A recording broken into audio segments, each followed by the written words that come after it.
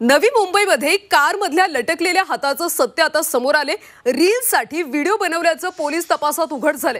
रीलबाज तरुणांमुळे police यंत्रणा कामाला लागल्याचं दिसलं। रीलसाठी नसती उठाठेव करणाऱ्यांवर कारवाई होणार का असा प्रश्न आता विचारला जातो। नवी मुंबईतल्या वाशी रेल्वे स्टेशन ते सानपाडा रेल्वे स्टेशन दरम्यान असणाऱ्या सर्व्हिस रोडवर एका चालत्या इनोव्हा गाडीच्या डिक्कीमधून हात बाहेर लटकलेल्या अवस्थेत दिसल्यानं खळबळ उडाली होती। हा हात कुठल्या मृत शरीराचा किंवा कुणा व्यक्तीच्या अपहरणाचा नसून हे कृत्य एका रील बनवण्याच्या नादात काही अतिउत्साही तरुणांनी केल्याचं समोर आलं। हा व्हिडिओ पोलिसांना मिळताच पोलिसांनी गाडीचा शोध घेत 4 रीलबाज तरुणांना ताब्यात घेतलं। लॅपटॉप विक्रीसाठी हे रील बनवल्याचं या तरुणांच्या चौकशीतून समोर आलं। लोकेटेड है वाशी एंड मलाड के अंदर। इसके बस कंडीशन देखो आप लोग। डेड बॉडी है।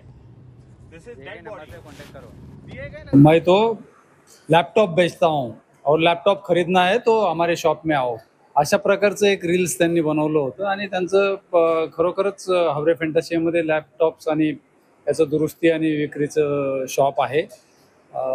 तरी देखील त्यांनी जी रस्त्यावर सार्वजनिक रोडवर गाडी चालवली ती बेदरकारपणे चालवली। व्हिडिओ आपण पाहिला असेल त्यामध्ये ती वाकडे तिकडे गाडी चालवताना दिसतात।